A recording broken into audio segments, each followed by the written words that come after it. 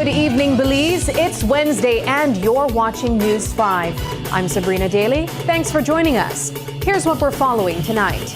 A deadly shooting in Lord's Bank has left a 20-year-old man dead and 4 others injured in a violent attack that's shaken the community.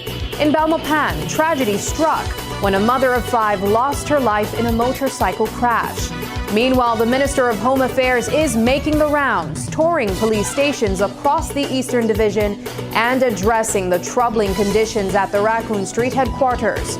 Also tonight, we take a closer look at government spending, specifically the Bersenio administration's $18 million tab on rent and leases. And in this week's 5-point breakdown, we explore the realities of free movement within CARICOM. All that and more coming up after this short break.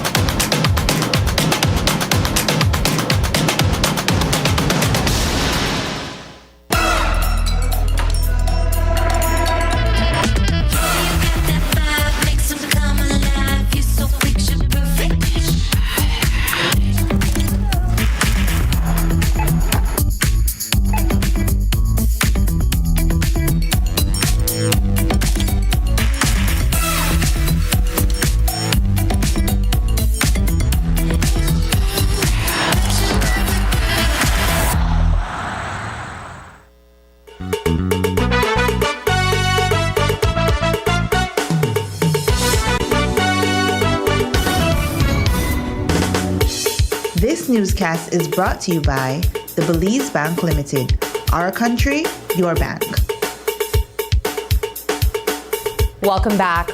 20-year-old Justin Animo is dead, and 4 others, including his 14-year-old brother, are recovering from gunshot wounds after a brazen ambush outside a fast food stall on Tuesday night in Lords Bank Village. Just after 9:20 p.m., 2 men on a motorcycle pulled up and opened fire on a group of young men who were simply hanging out. Among the injured are Jaden Martinez, Jose Rodriguez, and Emerson Jeffords. The youngest victim, Animo's teenage brother, was treated and released. But Justin, believed to be the intended target, didn't survive. Back at the scene, bullet holes in the food shack's walls serve as chilling reminders of the violence. Police say a small caliber weapon was used. An early investigation suggests this wasn't gang-related, but rather tied to a domestic dispute. Tanya Arceo brings us the following story. What started as a casual hangout outside a small fast food shack in Lords Bank turned into a deadly ambush Tuesday night. 5 young men were socializing when 2 individuals on a motorcycle pulled up and opened fire. 20-year-old Justin Animo was fatally wounded and later died, while 4 others, including his 14-year-old brother, were injured. The other victims have been identified as Jaden Martinez, Jose Rodriguez, and Emerson Jeffords. Police Commissioner Dr. Richard Rosado says 1 suspect is already in custody and investigators are on the hunt for 2 more.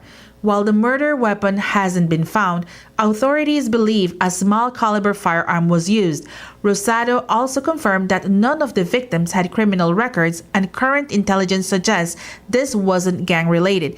Instead, it appears to have stemmed from a domestic dispute with Justin believed to be the intended target. Well, on July the 29th, about 9:20 p.m., police responded to a shooting incident in the Lords Bank area, where 5 individuals received gunshot injuries. Our initial investigation revealed that the 5 individuals were socializing in a yard in the Lord Bank area when a motorcycle with 2 individuals approached them, and the passenger opened fire at them, injuring 5 of them. 1 of the individuals later succumbed to his injuries. We have 1 person in custody, and we are looking for 2 other persons of interest. Do you know if this was targeted or if the victims were known to the suspects? We are practically looking at several different theories, and one of the theories is domestic related, and I won't want to go further into that. Commissioner Rosado says investigators reached that conclusion based on the type of injuries the victim sustained and the ballistic evidence collected at the scene. We have multiple shots were fired at the individuals. Was it an automatic type weapon or just? From the information that we have gathered, it was a small caliber firearm that was used. Justin Animo's death marks another life lost to gun violence, and tonight his family is left to grieve while his 14-year-old brother recovers from the same attack. We have definitely ruled out that they are not associated or a member of any criminal group, and they have never been detained or arrested by police. At the crime scene, bullet holes in the food stall wall are a stark reminder of Tuesday night's violence. Police say they are following strong leads and hope to bring those responsible to justice. The investigation remains ongoing. I am Tanya Arceo, News 5. Just 2 days after the tragic loss of Police Constable Arsenio Cruz in a motorcycle accident, heartbreak strikes again, this time in Belmopan. A mother of 5, Marlon Roches, has lost her life in another devastating motorcycle crash. She was riding with her partner when he reportedly lost control and slammed into a drain. The impact left her with fatal facial injuries. It's a sobering reminder of how quickly lives can be changed or lost on our roads. News 5's Brittany Gordon has the story. Tonight, a home once filled with the laughter of children and the warmth of a mother's love is now cloaked in grief. The family of 34-year-old Marilyn Roches, a mother of 5, is mourning her sudden and tragic death. Around 2:30 a.m., Marilyn was killed in a motorcycle accident along South Ring Road in Belmopan, right in front of Comprehensive High School. She was riding with her partner when the crash happened. Now questions are being asked, and the Commissioner of Police, Dr. Richard Rosado, has more on what led to this tragic loss. When approaching in front of Belmopan Comprehensive School, the driver of the motorcycle, Kaseke, lost control of the motorcycle, resulting in the fatal injuries of Ms. Roches. Specimen was taken? Yes, specimen was taken and the matter is under investigation. I do believe that he shall also issue with a notice of intended prosecution pending the outcome of the investigation. Roches was found lying across the drain with a large cut on the center of her forehead. Her sister, Gwendolyn Roches, recalls the moment she got the devastating phone call. I'm on duty. I'm about to report off duty. So I was basically still uniformed and about to leave the compound when I get the call. And me being a person when I like answer call, I almost ignore the call. I answer, they ask me my name or basically clarify that me and broke the news to me. Again, being her go-to person, it hit me hard. And the baby of the family, the one where everybody always check on. So now knowing that she would never call me again and ask me how I do, nerve-wracking. Marilyn's death comes as a heavy loss to her family, particularly her 5 kids, the youngest of whom is just 5 years old. Roches says her sister wasn't perfect, but when it came to her children, her love ran deep and unwavering. Selfless. I mean, if nothing she lost, we'll get it. She am all about her kids.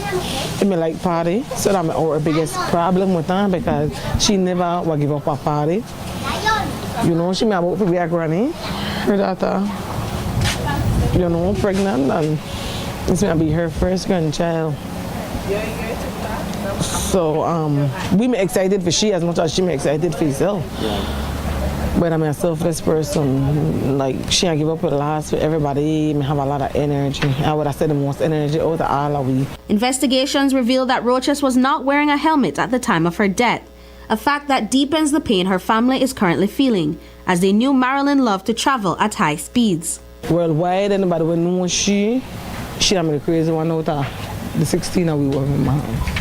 What dear devil, so when I tell you the cycle, me to go very fast, that's something she may enjoy, you understand? So we get comfort from we gotta say live the best moments because that's something she don't want to drive as well, she drive bus, dump truck, anything you put she front her, she drive. Any motorcycle with that about fan ninja bike, and she always go if she could box speed limit, she take it. So I know that the very last moment, it made her have fun. Marilyn was just a few months away from becoming a first-time grandmother. Now her family is banding together to offer each other support as they grieve their loss and prepare to welcome a new life to the world. Brittany Gordon for News 5. Early Monday morning, 38-year-old police constable Arsenio Cus was killed in a hit-and-run along the Philip Gosen Highway. He had just wrapped up his shift at the Ladyville police station and was heading home when he was struck by a vehicle between miles 5 and 7. The driver didn't stop. Instead, he fled the scene, leaving Cus fatally injured. A well-known DJ and businessman, Chris Rosado, has turned himself in and is expected to face multiple charges. Commissioner of Police Richard Rosado says surveillance footage and other evidence are now in hand. He also breaks down what happens next in the investigation. Tanya Arceo has a full story. 38-year-old police constable Arsenio Cus had just clocked out from his shift at the Ladyville police station and was heading back to Belize City on his motorcycle when the unthinkable happened. Around 1:30 a.m., he was struck head-on by a black vehicle. The driver didn't stop. Instead, they fled the scene, leaving Cus fatally injured. Now, a familiar face, DJ and businessman Chris Rosado, is in police custody and expected to face a string of charges. Commissioner of Police Dr. Richard Rosado has outlined the next steps in the investigation and what charges may follow. Well, I know that in reference to the fatal of PC Cus, I know the investigators have collected evidential material, including video footage, and charges should be laid today. I do not want to discuss the details of the investigation so as not to prejudice the investigation. There's a number of offenses that have been committed when the fatal accident occurred, and our investigators are trying to gather as much evidence to lay all possible charges against the individual. The department is mourning the loss of a respected officer with nearly 20 years of service. So sad that we spoke to him a few days before because we were doing the tour there, and he did mention to us that he's had 19 years as a police officer. He was a supervisor of one of the relief. From what we were briefed by the commander, he was a hard-working police officer, humble, and he was looking forward to the next elevation in his rank. And we were looking at that, but it's just so sad that the incident occurred. And I want to give the condolences to the family because it's affect not only the family but also the colleagues, the police officers that work with him. When asked whether the department was concerned about officers traveling long distance at night on motorcycles, the commissioner noted that while support is provided, many officers choose motorcycles as their personal transport. While our police officers most of them that work in Belize district are from other districts, the department has tried as best as possible to facilitate their mode of transportation. In some cases, I know that some of our officers do travel on motorcycle, but that's their chosen mode of transportation. And like any other Belizeans, they rely on it. I am Tanya Arceo, News 5. Coming up, Minister Musa tours city stations, hears officers' concerns firsthand. More when we return. Our banknotes are changing, but why did we update them? The central bank continuously assesses the integrity of our banknotes to maintain quality and security. The old series of banknotes has been in circulation for more than the recommended lifespan, which is 7 to 10 years. The new banknotes integrate enhanced security measures to combat counterfeiting, making transactions safer for everyone, giving you the confidence that your money is safe and authentic. Our money should be as strong and secure as our economy, and the new banknotes reflect that commitment. New look, same value, more secure. Learn more at www.centralbank.org.bz. A message from the Central Bank of Belize. Get ready for the Igbo Town Festival 2025. The National Celebrations Commission, in collaboration with the Belize City Council and the National Institute of Culture and History, invites you to the annual Igbo Town Festival 2025. Join us after the official Emancipation Day ceremony on Friday, August 1st at the Isaiah Mortar Square, Albert Street West, from 11 a.m. to 9 p.m. Bring out the entire family for a day filled with live entertainment, cultural displays and handicrafts, an educational emancipation tour, plenty of food and drinks, a free kids zone featuring face painting, cotton candy, snow cones, bouncy house, and trampoline, and more. Want to be a part of the action? Secure your booth space today by calling 280-2308 extension 263 or message us on WhatsApp at 673-9055. So mark your calendars, Friday, August 1st from 11 a.m. to 9 p.m. at the Isaiah Mortar Square. Let's celebrate freedom, culture, and community together. See you there.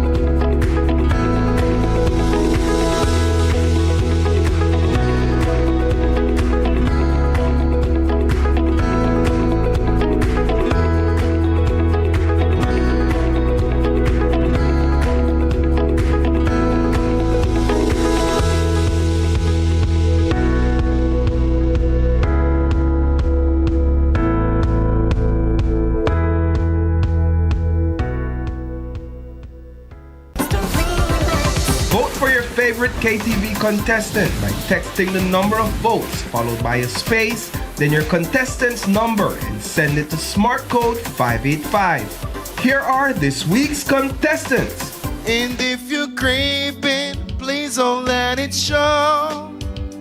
Oh, baby, I don't wanna know. The greatest love of all is easy to achieve. Can I call you Rose? 'Cause your thorns won't let love in too soon.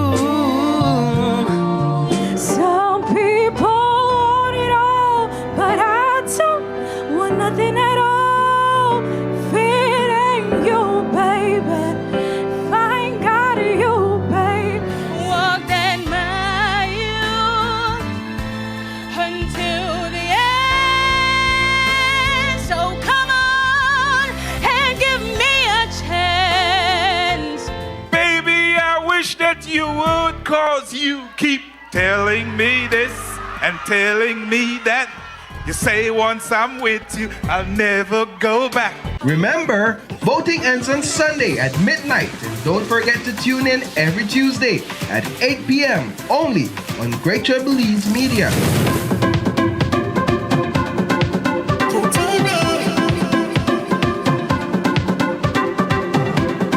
The Belize Carnival Association presents Miss Carnival Junior, Miss Carnival Senior, and for the first time ever, Mr. Carnival 2025. Mr. Carnival 2025. It's all happening at the Belize City Civic Center on Saturday, August 2nd, 2025. Bring your squad, bring your flags, and come rep your favorite band. Expect talent, drama, costume, and pure carnival vibes. Admission $20 for adults, $5 for kids. Don't like the bleachers? Snag a VIP table for $175. Comes with a bottle of wine and 5 tickets. Showtime is 5 p.m. sharp. Don't miss out. This is carnival history in the making.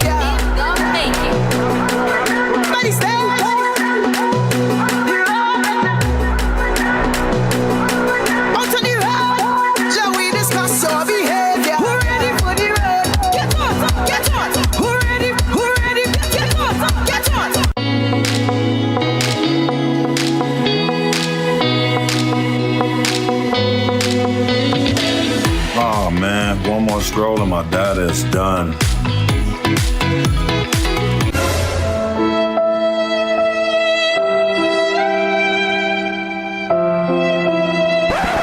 Wait, who said anything about running out? Smart just dropped a more powerful plan that now includes social media data so you can scroll till your fingers cramp.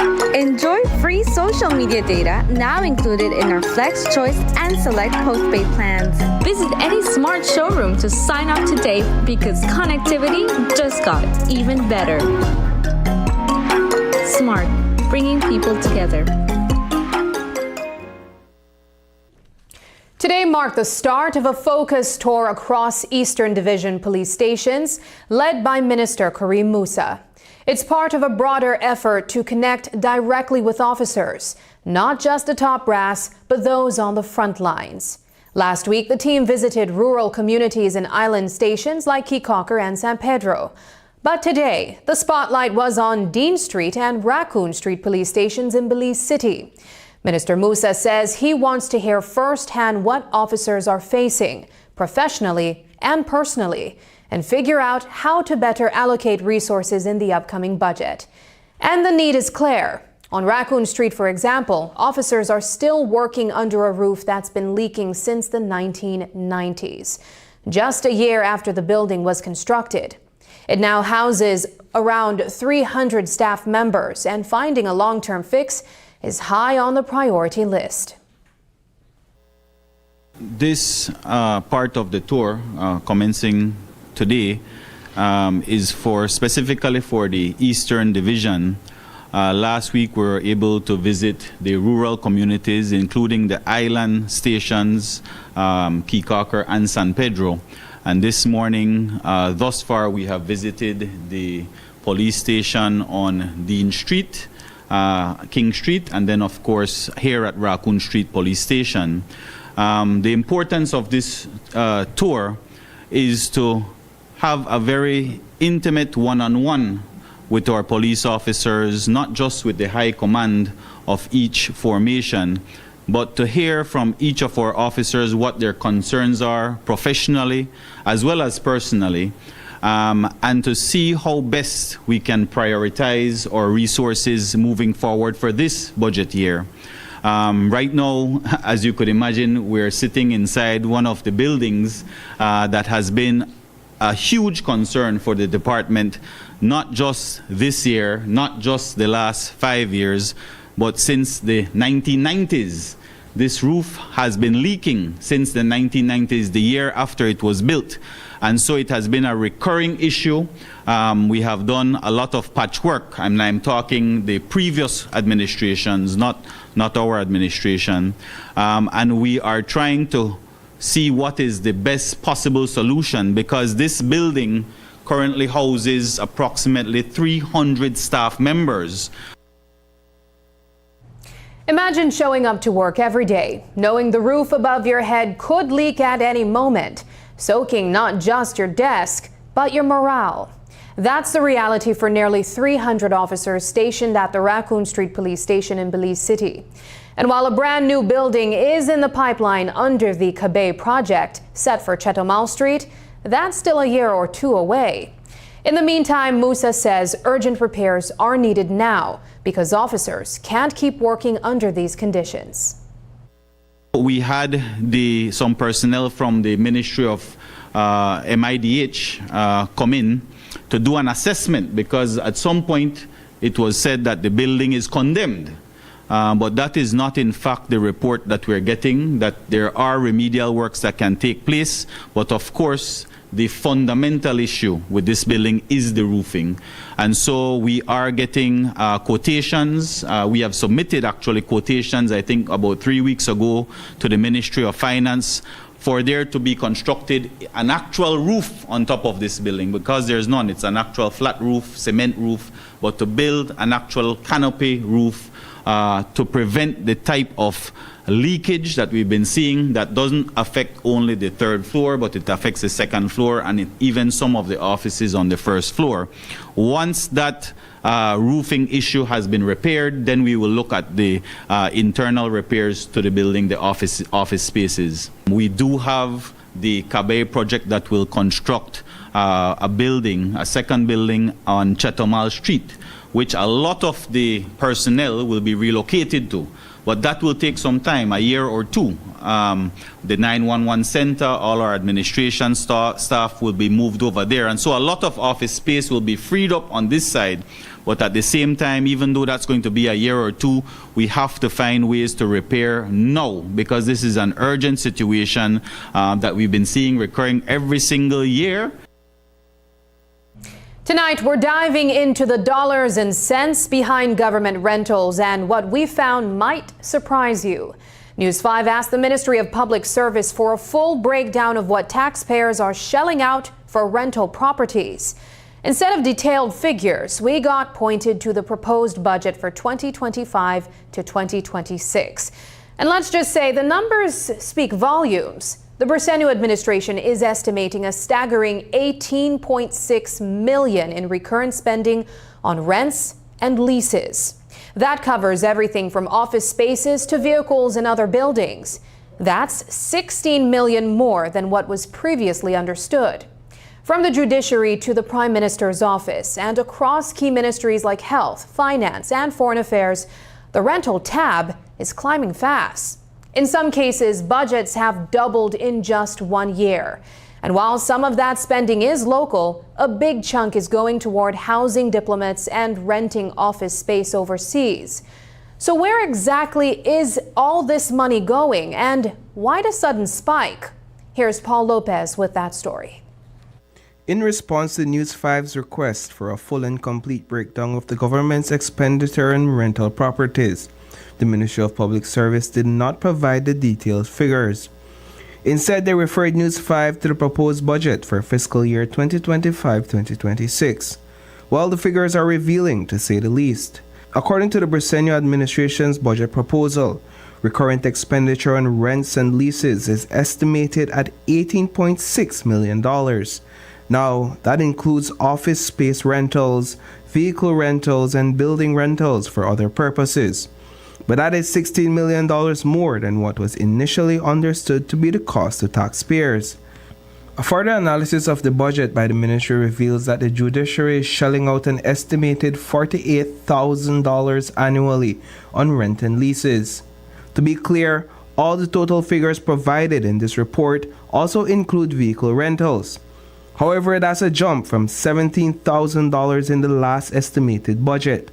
The Supreme Court is paying an estimated $30,000 to rent buildings, while the Magistrates Court is paying $4,000 for 2 buildings outlined in the list provided by the Ministry of Public Service, one owned by Jose Antonio Romero in Corozal and another owned by Emilio Zabane in Independence Village.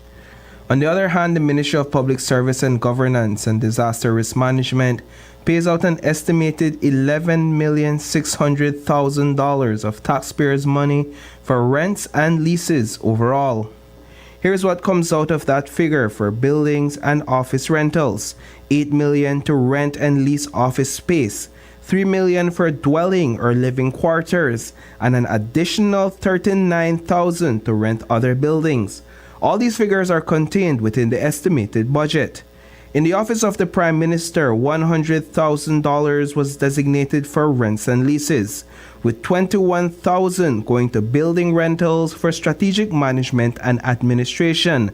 The list provided by the Ministry of Public Service points to 2 rental spaces, one for the Office of the Prime Minister in Belmopan to Adesia Lu, and another for the Prime Minister's office in Belize City to the Vista Plaza. Within the same ministry, e-governance and digitization is operating with an estimated $12,000 for building rentals. The Ministry of Finance's estimated budget for rents and leases doubled over the last fiscal year, from $311,000 to $629,000. $270,000 is going to rent and lease office space for international financial services, primarily Imarbe, situated in the Marina Towers, and the Belize High Seas Fisheries Unit inside the Aura building on the Philip Coulson Highway. Notably, none of these buildings are highlighted in the list of rentals provided by the Ministry of Public Service. Over the last year, the rent and lease budget almost doubled for the Ministry of Health and Wellness, from $199,000 to $300,000. For the Ministry of Foreign Affairs, the estimated rents and leases budget stands at $4.3 million, but the primary expenditure here is overseas representation. It's costing taxpayers $1.9 million to rent office space overseas and an estimated $2.9 million annually to house diplomats.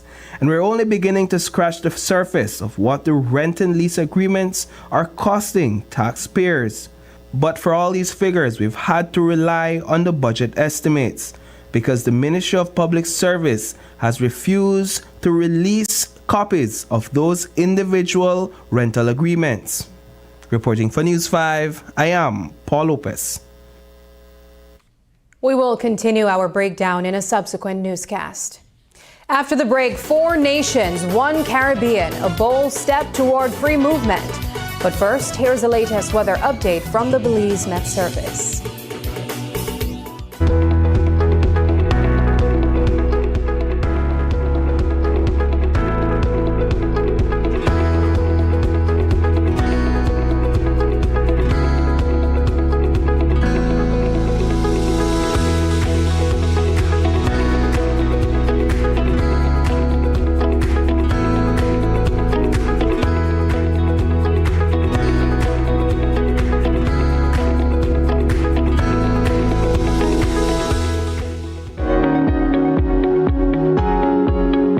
Nuestros billetes están cambiando, pero ¿por qué los actualizamos?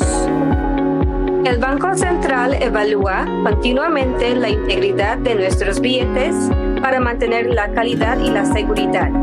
La serie anterior de billetes han estado en circulación por más del tiempo de vida recomendado, que es de 7 a 10 años.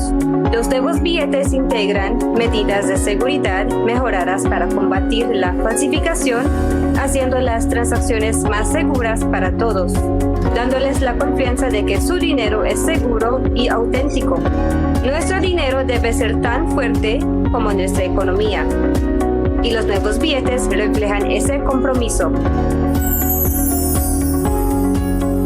Nueva imagen, mismo valor, más seguros. Para obtener más información, visite www.centralbank.org.bz. Un comunicado del Banco Central de Belice. BTB Accommodation License Renewal 2025 opens August 1st through the online portal. BTB is also having a license renewal clinic countrywide, starting August 15 in Orange Walk, then in Key Cocker, San Pedro, Hopkins, Placencia, Belize City, San Ignacio, Toledo, Corozal, and Belmopan. Remember, to successfully process your renewal at the clinic, managers with portal access must bring updated electronic copies of renewal requirements. Licenses will be ready the same day at the clinic. Accommodations operating beyond October 31st, 2025 without completing renewal process will receive a violation ticket. As stated in Section 12.5 of the Hotels and Tourist Accommodation Act, HTAA, operating without a valid license commits an offense.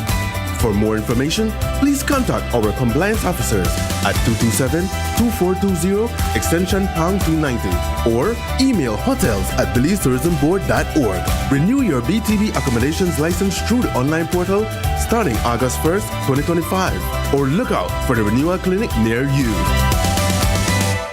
This is the new era of the Mexican Caribbean. A whole spectrum of colors and hues, multi-dimensional cuisine, holographic beaches. The true new era is within you.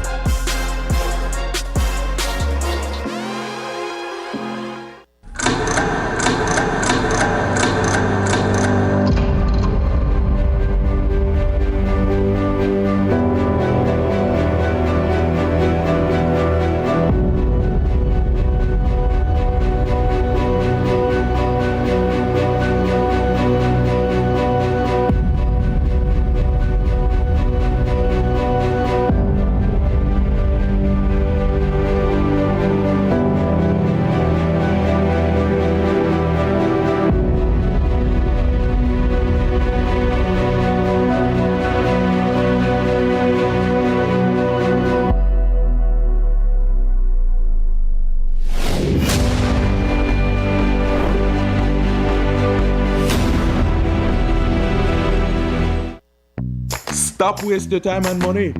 Come to Publix, where every dollar counts. So why shop anywhere else? Find the freshest fruits and vegetables handpicked for your family. Need something quick and delicious? Our ready-made rotisserie chicken is hot and ready to go. And with Publix rewards, you save big while shopping for everything you love and need. Publix, fresh, affordable, for you. Serving Belizean families for 27 years. On July 10th, 2025, Belize Electricity Limited and Blair Atoll Power Company Limited signed a historic power purchase agreement for the development of a 15-megawatt utility-scale solar plant, complete with a 1.5 megawatt, 3 megawatt-hour battery storage system. This project represents a significant milestone in building a cleaner, more sustainable, and resilient electricity grid. Today's signing is the furthest we have ever come down the road of realizing the needed facilities and our own ambitions for harnessing the power of the sun. This PPA provides a model in which everybody, BEL, Babcock, and consumers win, and that is how it should be. We have every confidence that Babcock can and will bring this project home, and BEL publicly offers whatever support it can to realize this goal. What we learn here will set the foundation for future projects, including solar, wind, hybrid systems, and even other emerging developing technologies, renewable energy technologies, that Belize will need if we are going to remain competitive and resilient. BEL and BAPCO will collaborate closely to develop and commission the plant within 12 to 18 months from the start of construction. Once operational, the solar plant will supply clean, renewable energy directly to the national grid, strengthening Belize's energy security and diversifying our national energy mix.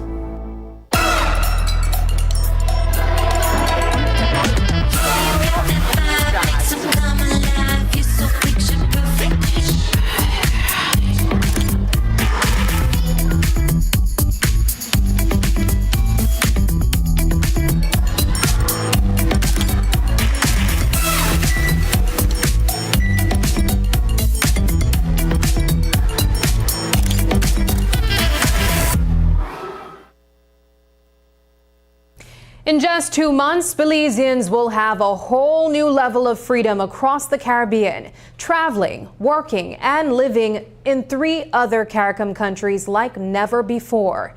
And citizens from those countries will also be able to migrate to Belize for similar purposes. It's all thanks to a groundbreaking agreement signed in July that promises to break down borders and boost regional integration. But what does this really mean for everyday Belizeans, and how will it shape the future of CARICOM? News 5's Paul Lopez unpacks it all in this week's 5-point breakdown.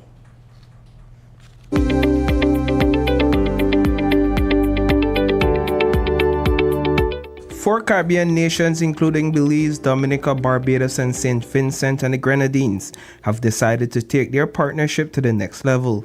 They've signed on to the Protocol of Enhanced Cooperation, and it's a game changer for their citizens. So what does this mean in real life?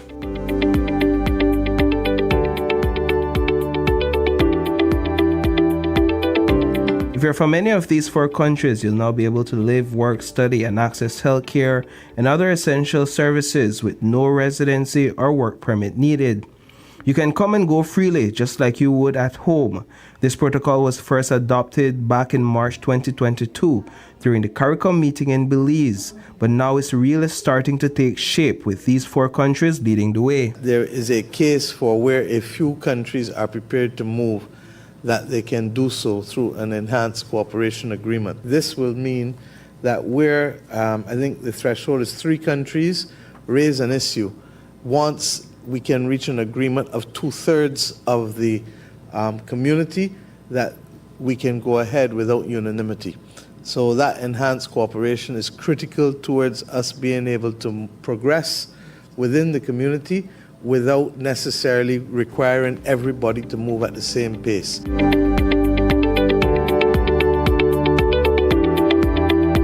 So why is this happening now? Well, CARICOM leaders have been expressing frustration over the slow integration within the single market and economy after 24 years. The CARICOM single market and economy, we agreed that the pace and scope of implementation was just too slow. And we agree that we will do everything in our power to speed up implementation. And I'm pleased to share that we are now moving from applying administratively the Protocol on Enhanced Cooperation, which all member states have signed, with now 4 countries, Barbados, Belize, St. Vincent and the Grenadines, and Dominica, reiterating their willingness to implement full free movement under the protocol starting October 1, 2025.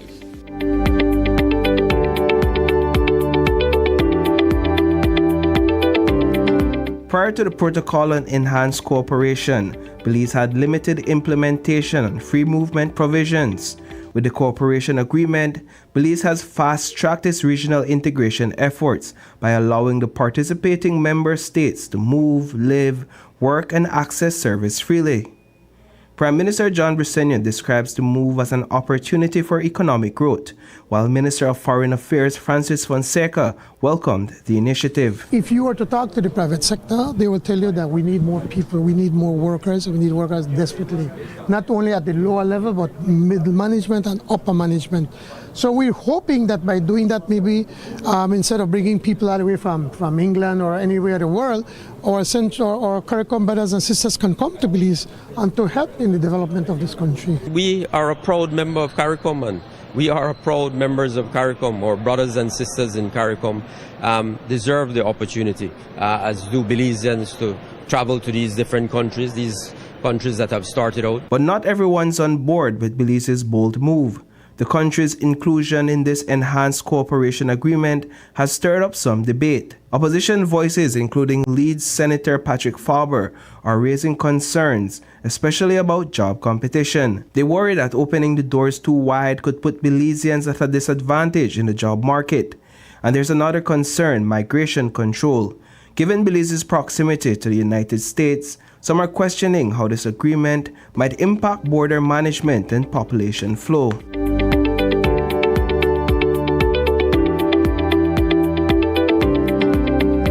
Where the people want to live?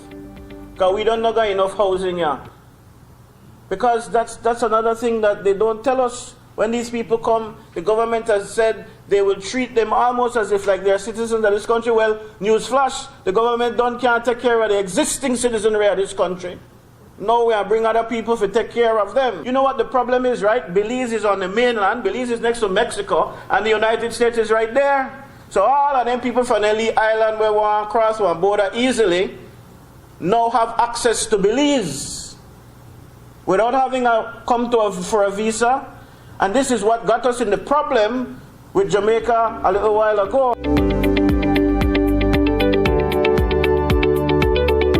Come October 1st, Belizeans will have a brand new Caribbean chapter to explore. Thanks to the Enhanced Cooperation Agreement, they'll be able to live, work, and access services freely in Barbados, Dominica, and St. Vincent and the Grenadines. No permits, no paperwork. It's being called a kind of mini CARICOM, and this pilot phase is more than just symbolic. It's a real-world test to see if deeper regional integration can actually work, not just on paper, but in people's everyday lives. We're just saying that we will work it through over the course of the next 3 years. Our experience has shown, look at the attorneys. When that happened, you know, local attorneys were saying, oh, the attorneys from the Caribbean are going to flood Belize. That did not happen. How few of them come to Belize? In every aspect, you know, they have never been flooding Belize. But the truth is that we need more people. We need skilled laborers in Belize, more skilled laborers. And please, and that's no offense to our Belizean laborers. I don't want to twist my words, because we have very good skilled laborers in Belize. Reporting for News 5, I am Paul Lopez.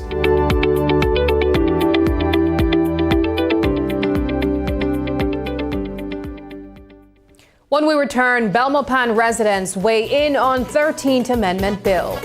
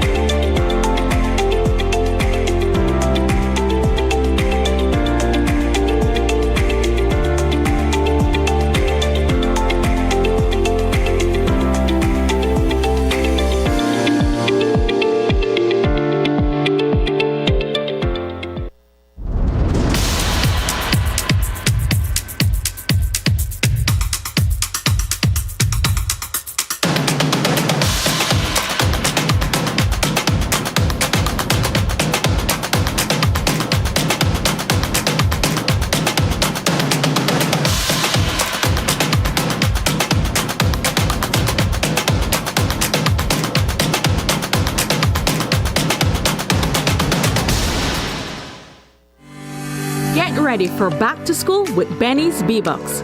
We have limited edition Benny's exercise and composition books just in time for the new school year. Get 6 composition books for 5 B-Bucks and 12 exercise books for only 2 B-Bucks. Benny's and B-Bucks, getting you ready for back to school. We are ready for back to school. Are you?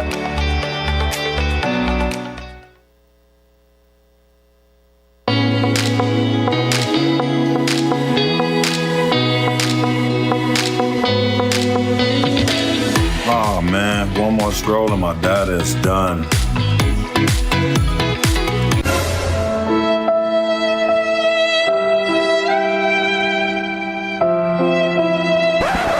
Wait, who said anything about running out? Smart just dropped a more powerful plan that now includes social media data so you can scroll till your fingers cramp. Enjoy free social media data now included in our Flex Choice and Select postpaid plans. Visit any Smart showroom to sign up today because connectivity just got even better. Smart, bringing people together. This is where blue innovation meets green ambition and orange creativity thrives. Join us for the Belize Investment Summit 2025, September 3rd to 5th at the Sunset Caribe in San Pedro. This is the future of regional integration, and it starts here. Whether you're returning home, expanding regionally, or entering new markets, Belize welcomes you. Why Belize? Why now? Belize Investment Summit 2025, Bridging Markets, Building Resilience. September 3rd to 5th, Sunset Caribe, San Pedro. Visit investmentsummit.bz to register and be part of shaping the investment frontier. Kayo, we have exciting news for you.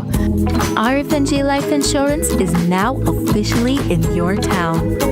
Now, you can visit our office to pay your life insurance premiums or speak to our dedicated agent, Mayeli, about securing your future with the right coverage.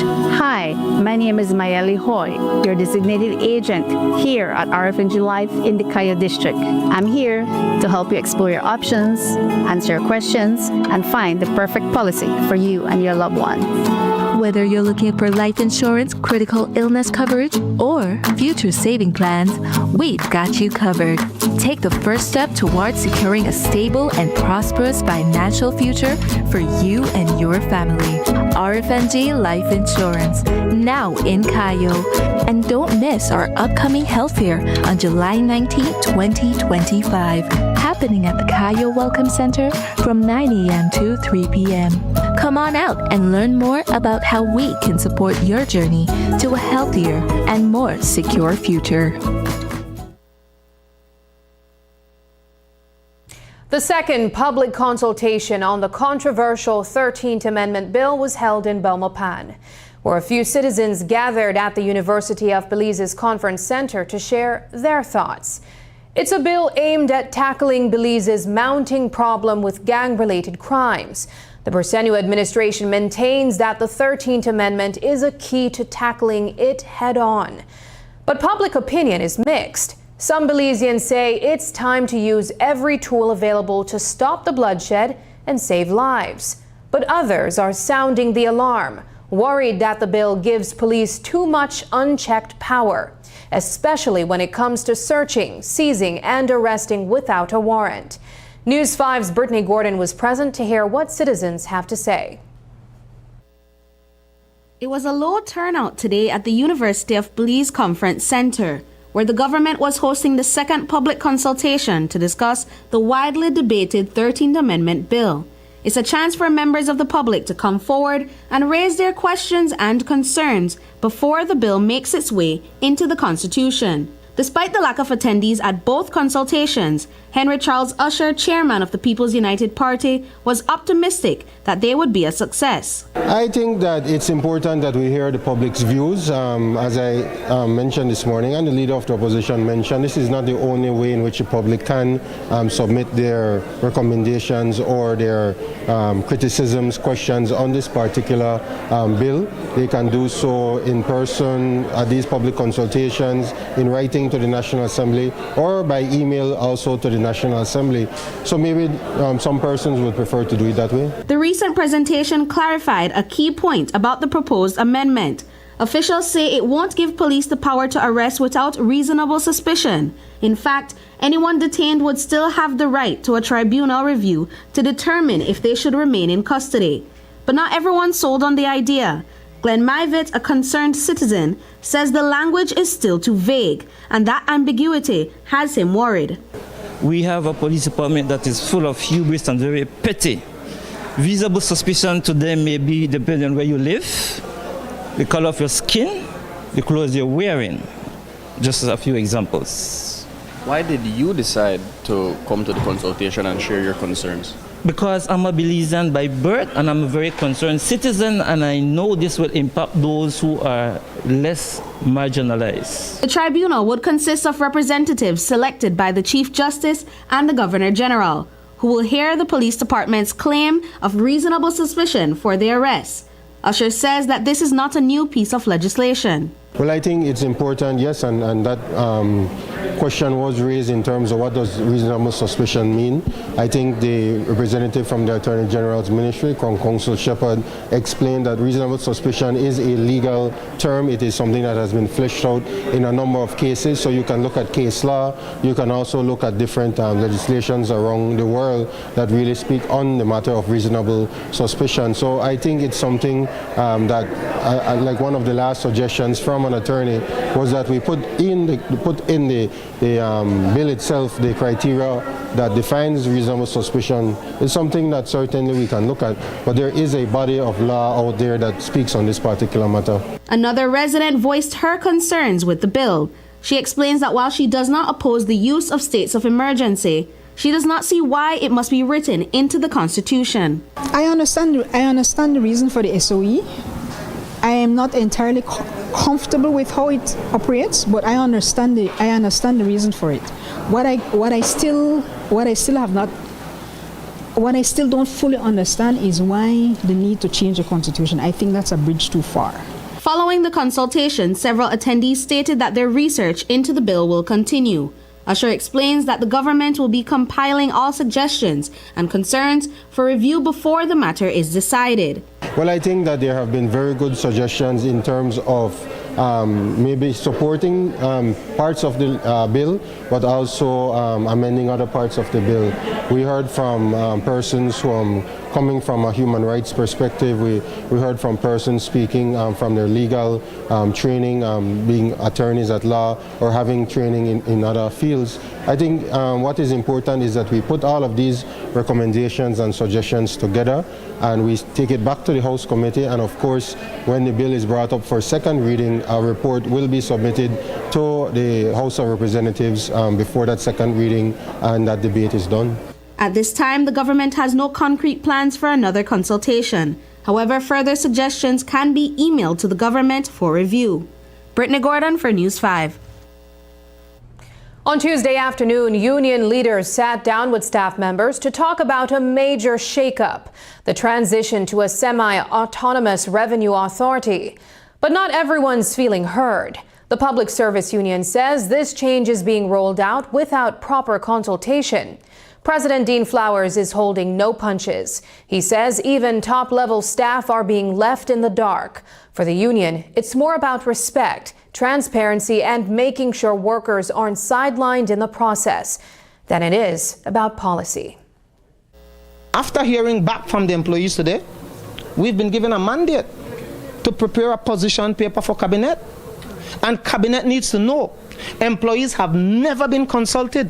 What is even more shameful is when we met with the Ministry of Finance, the Ministry of Public Service, we were told by the director who should be responsible for employees' welfare. He was asked, what does the Ministry of Public Service, who is responsible for employee welfare, knows about this SARA? And his response, and the minutes will show, ask Ms. Langsworth to send you those minutes, which she refused to send to me. And I challenged her in that meeting, even before that meeting started. I want somebody to take these minutes because certain discussions will be had and certain requests will be made, and I don't want to get it twisted. I can share with you her response right here because I bring it for the staff. But let me finish with what the Director of Human Resources and the Public Service said. To be honest with you all, I cannot comment on this because the only time I've heard about SARA is last week when I meet in our cost savings committee meeting. Now, how can the Ministry of Public Service, who is responsible for public officers' welfare, not even be aware about this unjust, unfair proposal that is being put on 236 public officers?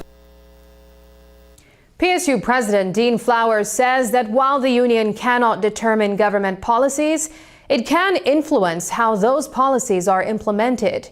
It is with this in mind that the PSU has been rallying employees at the Belize Tax Service Department to demand further clarity on the imminent transition. Flowers took shots at Langsworth, referring to her team as incompetent, while asserting that they are managing the process terribly. The PSU is not, I don't believe that it is our place to determine what ultimately government policies are, but it is our place and it is our right to influence and to ensure that those policies are effected properly. They have botched this process and deliberately. What they intended to do is to do the exact same thing, to come like a thief in the night and affect people's livelihood, like what they did with those employees at the corporate and companies affairs registry, and what they did with those people at Imarbe with the ship registry, what they did with those people at Legal Aid. But thankfully, these people were asking questions and they had no other option but to come out and to say something, albeit they said nothing. And the day Michelle Langsworth shared those minutes with me and were able to agree on the content of those minutes, and thank goodness the president of the BNTU was in that meeting.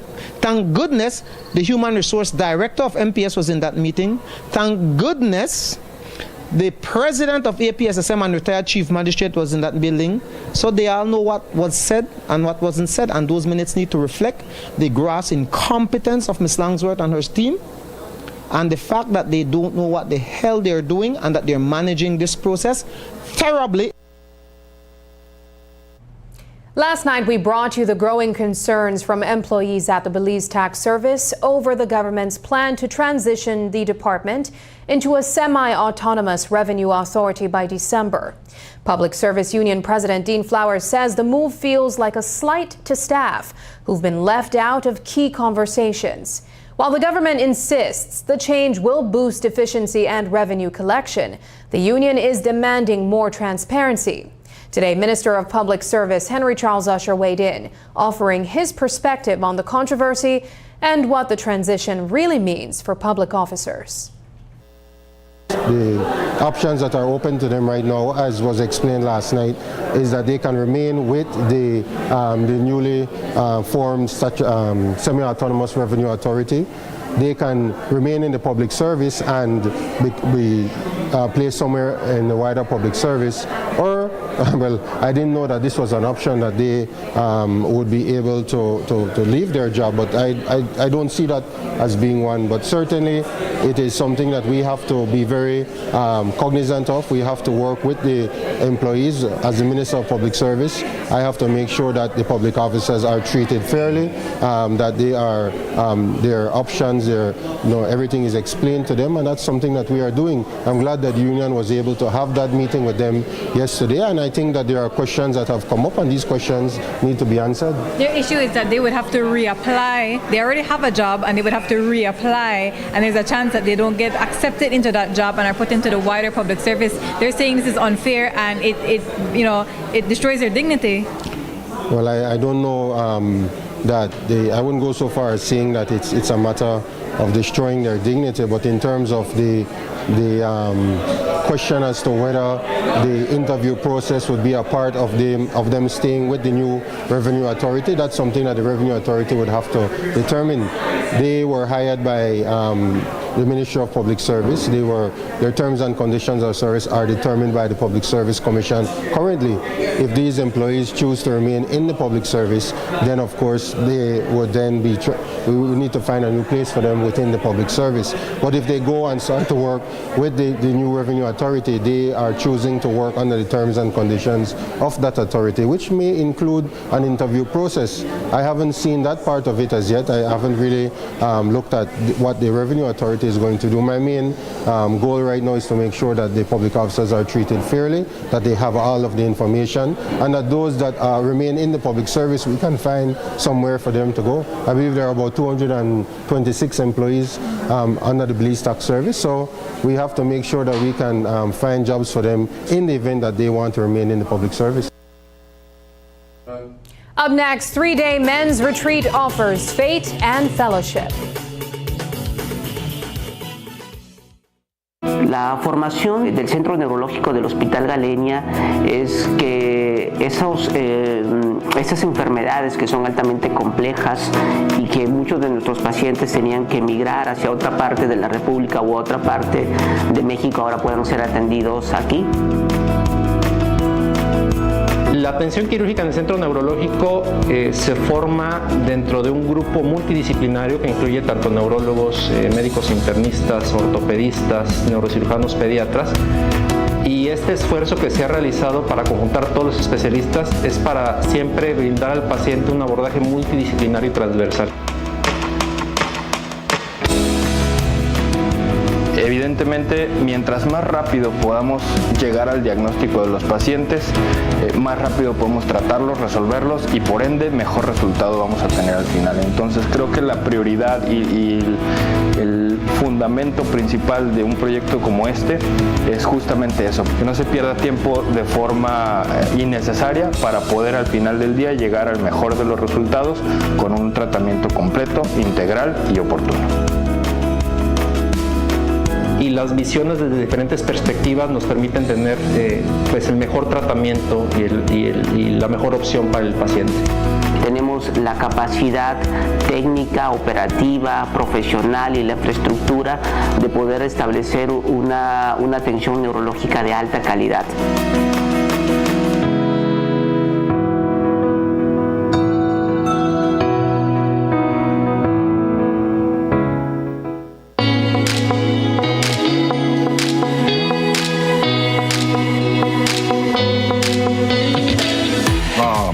One more scroll and my data is done.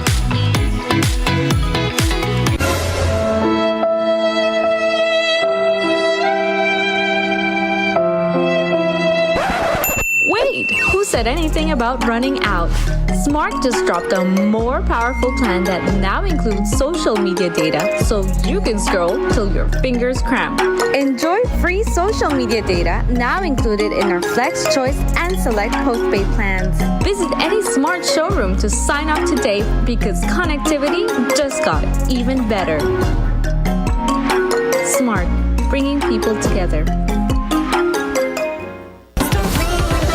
Vote for your favorite KTV contestant by texting the number of votes followed by a space, then your contestant's number and send it to Smart Code 585. Here are this week's contestants. And if you're creeping, please don't let it show.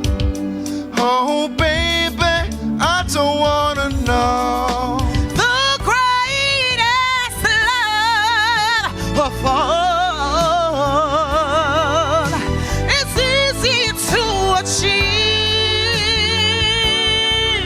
Can I call you Rose? 'Cause your thorns won't let love in too soon. Some people want it all, but I don't want nothing at all. If it ain't you, baby, if I ain't got you, baby, walk that mile.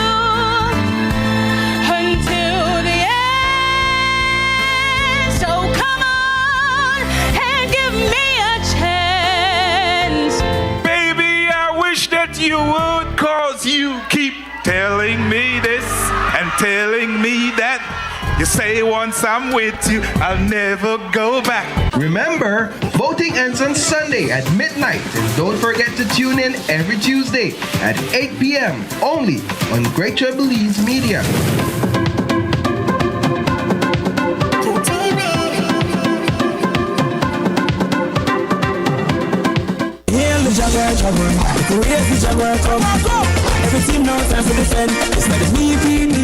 The Belize Premier Basketball League, powered by Belize Home Center, brings to you a weekend like none other. A time when the biggest and brightest stars in the BPBL and in our society gets an opportunity to showcase their talent. It's the BPBL All-Star Weekend. BPBL, right now, the hottest league in a Belize. On Thursday, July 31 at the Belize Civic Center at 7:30, we'll see the top guys in the BPBL competing for who will be the Mirage Belize Skills Challenge champion. Then at 8:30 in the night, Let's get ready to rumble! the top positive and influencing models in our society will have an opportunity to compete in the BPBL Celebrity Game. Team Tony Leslie versus Team Santiago Castillo Sr. Who will be the last man standing in this mega celebrity game? We are the last man standing. The future of the BPBL will take center stage when the top under 21 stars will do battle against the top aspiring stars in the BPBL to see who will be the top dog in the league. This is why I'm hot. And then on Friday, August 1 at the Belize Civic Center, also beginning at 7:30 p.m., the top hot shooters in the league will compete in the Power Stout 3-point shootout. Who will be the BPBL 3-point champion? Followed by the high-flying dunkers from the BPBL, battling to see who will be the 2025 Cellular World Slam Dunk champion. If you ask your senior Toucan division, BPBL. bring out the entire family this Thursday and Friday at the Belize Civic Center, starting at 7:30 p.m. for a weekend of all-star activities. Parents, bring your kids at the Civic Center on Tuesday, July 29 at 1 in the afternoon for a BPBL All-Star Camp hosted by the All-Star Players. BPBL, welcome to the jungle. Sponsors.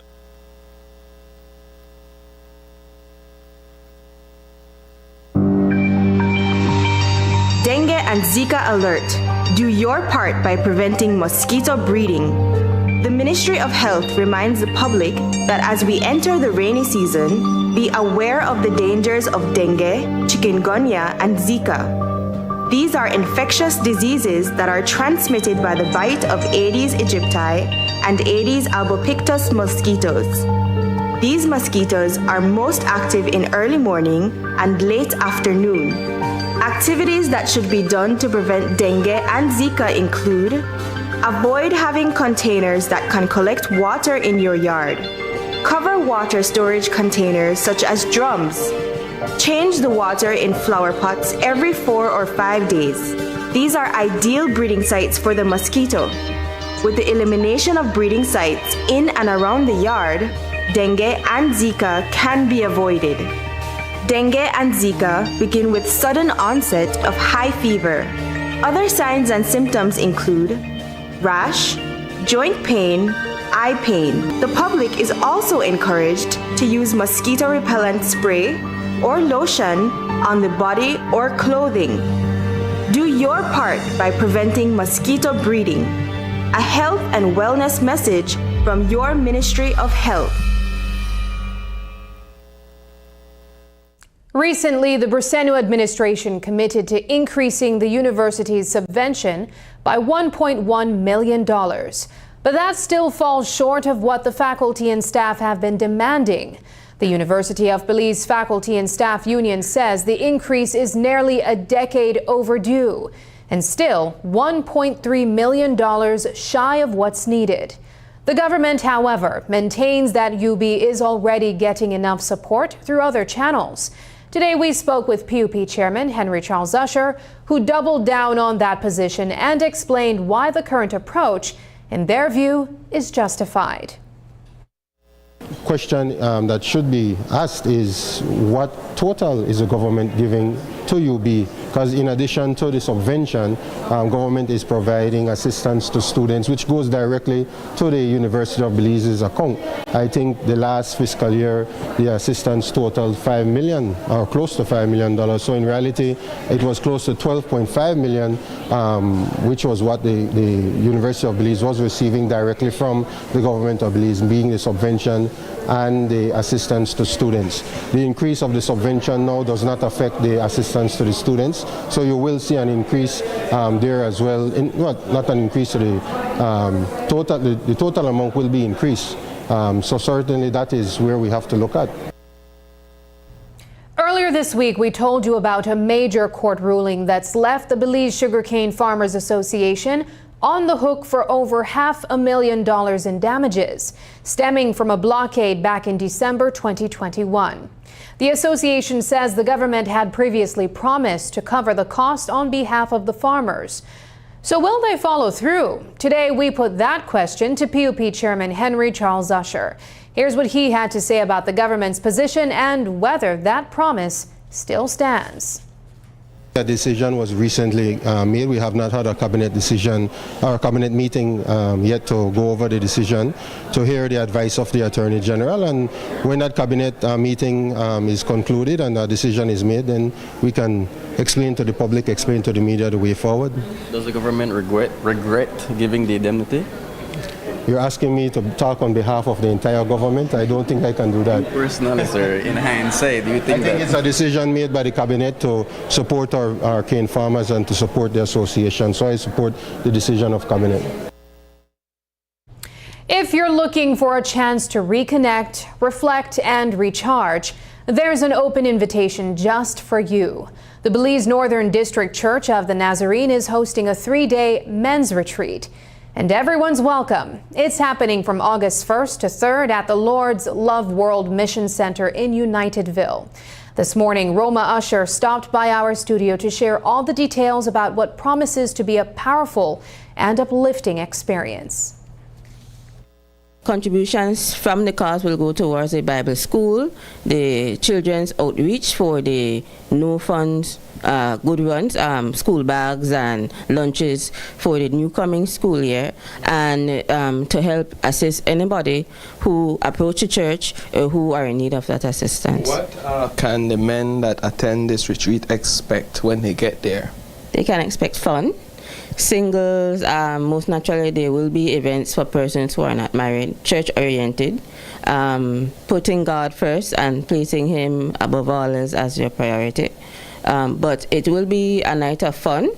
It will be beneficial as you will learn. You will get to meet men like yourself, men within your societies or within your church, and you will get to be a part of probably a bro club if that's something you would like. It is an idea of theirs where their group became a subsidiary of the same. People who are men, who are religious, or for those who were non-religious, interested in the church or interested in God, who became that specific group of men. And that's the news. Tonight's broadcast is available at greaterbelize.com, on our Facebook, and on YouTube. I'm Sabrina Daly. Thanks for joining us, and from all of us here at News 5, good night.